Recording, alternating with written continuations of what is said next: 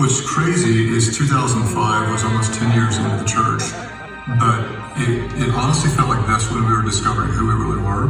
And so it was almost like you were an 8, 9, 10-year-old kid, and then we're kind of hitting puberty in those years. Meaning that's when the church really started to explode in an unprecedented way.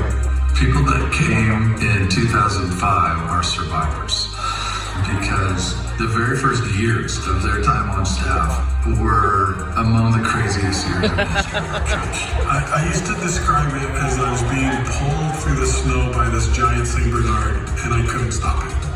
South Oklahoma City, Phoenix, Wellington, Fort Worth, Hendersonville, Albany, South Oklahoma City, South Tulsa. There was 5 different church mergers in that time. Eventually the Bible App. This pioneering spirit got birthed in the church, and that bled over into all these decisions you see in this era of not just that we believed God could launch campuses, we could do things that nobody had ever thought of before. There's so many incredible things that started during that season that I think a lot of people would say, well, I wish I could have been around when that began.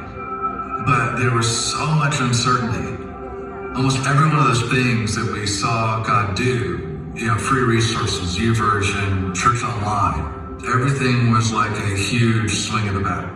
The strengths and the opportunities that came along were so often born out of the failures. And a lot of them were embarrassing and painful, but the mistakes helped us become who we are today. That's really when a failure began to be talked about in a way that wasn't always negative. But I remember experiencing failure for the first time and having to own failure, big picture failure, and what God taught us through that. We also started to dig deep within and say, now that we had something to work with, who do we want to be? That's when we took the massive step of faith when we were in the most debt, most financial strain, and decided to give the resources away. And it was kind of in that era that I felt like God said, I can see that you are different, and because you can be trusted with that, I'm going to trust you with even more. So the people that came on the team in that era, they're really special. So they were still early enough in the process to they were helping create it. You weren't building on something that was built, you were building in the meantime. And they're just a special generation of leaders. When I think of those people, I can point to any one of them and say, you know what, you're an example I'd follow. Some may be more visible than others, but what they do and the roles that they do are absolutely critical to our success. And it gave us the backbone of our church and our organization. Go anywhere, do anything, all these core values we talk about today, those values are inhabited in those individuals.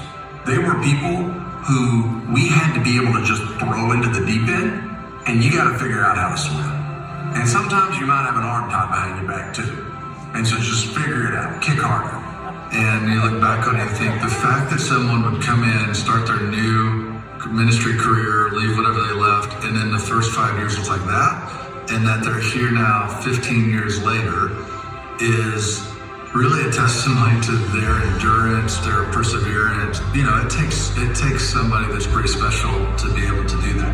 You have to grow with the organization, or the organization will outgrow you. And that's what's really special about that group is they grew with the growth of the church. God used each one of them in a really powerful way to propel the ministry forward. If you're not careful, you'll miss the specialness of it. It'll just become, of course people are going to come to Christ.